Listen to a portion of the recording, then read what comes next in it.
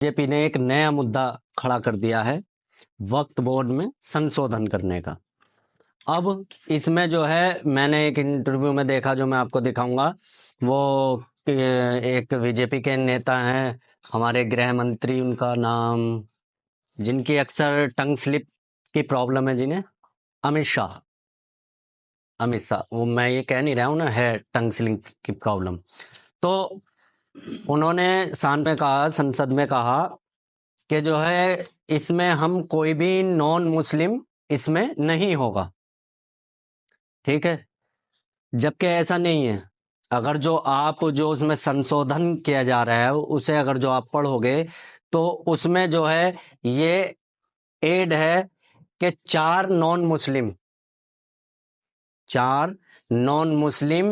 और जो है 2 महिलाएं जो अनिवार्य होंगी, ठीक है। और उसमें कलेक्टर एक्ट भी है। उसका मतलब ये हुआ कि अब अगर जो मान लीजिए कलेक्टर को ऐसा लगा कि ये मस्जिद जो है, नहीं, ये मस्जिद जो है सरकार की है, इसमें वक्फ बोर्ड का कोई वो नहीं, तो वो एक पोस्टर चिपकाएंगे और वहां ठप्पा लगा देंगे कि ये सरकारी हुई, तोड़ दो।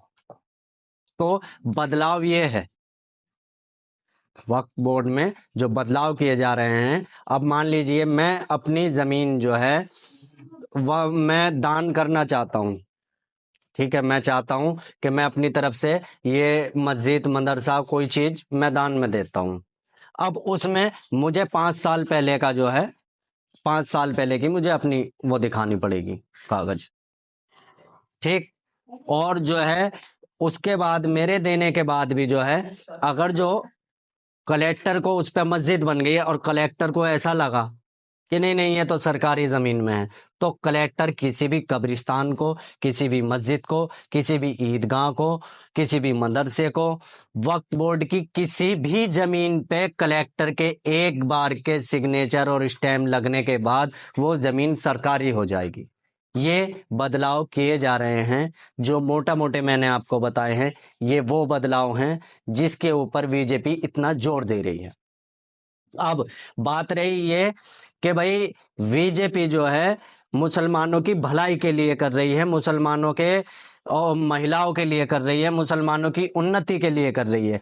तो मैं ये पूछना चाहूंगा बीजेपी सरकार से और जो है गृह मंत्री से, पीएम मोदी से और बीजेपी के सभी से जो इसके समर्थन में है, कि अगर जो आपको मुसलमानों की इतनी फिक्र है तो मेरठ, संभल और उत्तर प्रदेश के कई राज्यों में मुसलमानों को ईद की नमाज पढ़ने तक की इजाजत नहीं दी गई, जबकि दुर्गा पूजा, कांवड़ यात्रा, भंडारे, ठीक है, आपके जल्लूस ऐसे मिलेंगे कि जमा मस्जिदों के आगे आप रोक कर वहां डीजे बजा करके जो है हंगामा तलवारों, छुरे कुल्हाड़ियों के लेके कर सकते हैं। मुसलमान को जो है 15 से 20 मिनट जो है रोड पे नमाज पढ़ने की इजाजत नहीं दी गई।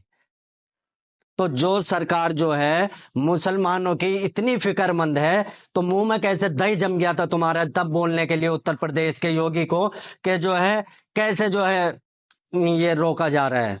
अगर जो आपको मुसलमानों की भलाई की इतनी फिक्र है तो आपको फिर कैसे जो है उत्तर प्रदेश में ये कहा गया कि जो है मुसलमानों के पासपोर्ट जब्त कर लिए जाएंगे, उनके ड्राइवरी लाइसेंस जब्त कर लिए जाएंगे। और जिन अफसरों ने ये कहा उन्हें ये अधिकार भी नहीं है, किसी भी अफसर को यह अधिकार नहीं कि वो किसी का पासपोर्ट या ड्राइविंग लाइसेंस जब्त कर सके।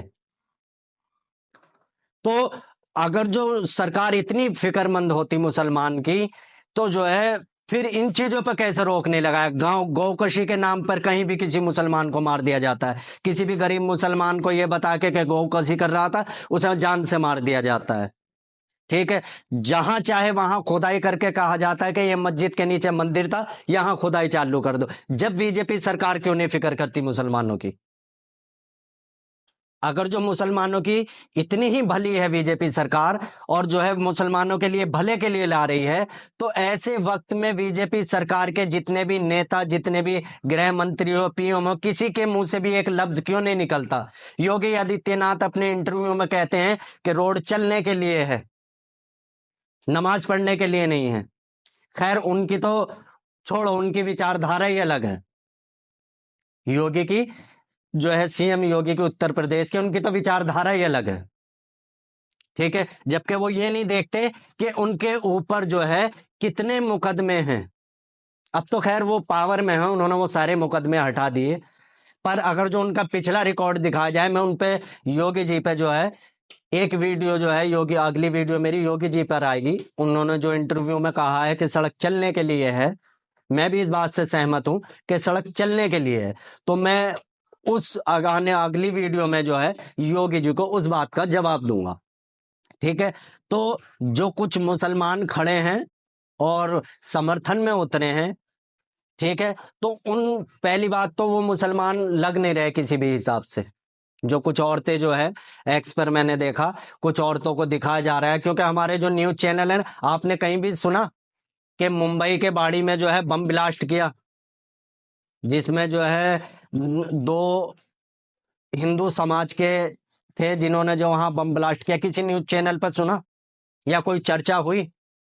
अगर जो वहीं किसी दूसरे समुदाय से होता और वो कोई मस्जिद ना होकर कोई और धर्म स्थल होता, ठीक है, तो पूरे देश में हंगामा हो जाता, टेररिस्ट और दुनिया भर के लफ्जों का इस्तेमाल किया जाता और डिबेट छिड़ जाती।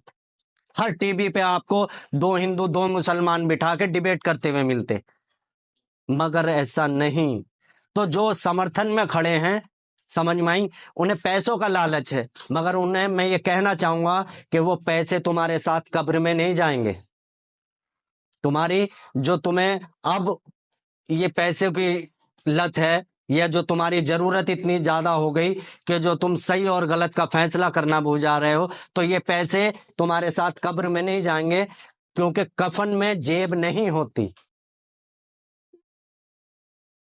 आगे मैं क्या कहूं, इस पे मैं एक डिटेल वीडियो बनाऊंगा। फिलहाल के लिए इतना ही, कि जो है जो भी मुसलमान हैं वो शांति से अपनी आवाज उठाएं और वक्फ बोर्ड के खिलाफ अपनी आवाज को बुलंद करें।